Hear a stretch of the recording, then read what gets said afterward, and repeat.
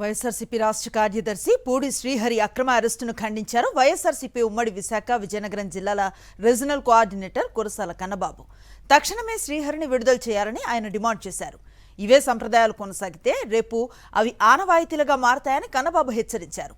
ప్రతిరోజు TDP social మీడియాలో YSRCP YS జగన్పై తప్పుడు ప్రచారాలు చేస్తున్నారని, వాటిపై పోలీసులు ఎందుకు చర్యలు తీసుకోవటం లేదని కన్నబాబు ప్రశ్నించారు.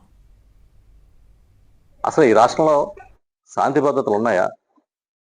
నిజంగా ఏదైనా కేసులు పెడితే, అరెస్టులు చేస్తే కనీసం వాళ్ళ బంధువులకి, వాళ్ళ స్నేహితులకో ఇన్ఫర్మేషన్ ఇవ్వాలి.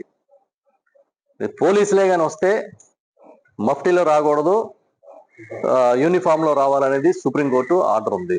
ఎందుకు అరెస్ట్ చేస్తున్నారో నోటీస్ ఇచ్చి చెప్పాలి. ఇవేమీ లేకుండా జీపుల్లో వచ్చి ఒక ప్రైవేటు గ్యాంగులు మెయింటైన్ చేస్తున్నట్టుగా, అలా పోలీసులో కాదో తెలీదు, తీసుకుని ఎత్తుకుని వెళ్ళిపోయారు. పూడి శ్రీహరి చాలా సీనియరు మా పార్టీలో, అంతకుముందు గవర్నమెంట్లో చీఫ్ పిఆర్ఓగా ఉన్నారు. ఇప్పుడు పార్టీ ప్రధాన కార్యదర్శిగా మీడియా వ్యవహారాలు చూస్తున్నారు. అసలు అది ఎఫ్ఐఆర్ దీనికి సంబంధించిందో కాదో తెలియదు, ఎందుకంటే ఎఫ్ఐఆర్లో పేరు లేదు. ఎక్కడో కుప్పంలో ఎవరో రాప్టాన్ నుంచి ఒక యాక్టివిస్ట్ని తీసుకెళ్లారు, ఆయన ఎవరో పేర్లు చెప్పారని చెప్పి తీసుకుపోయారు అంటున్నారు.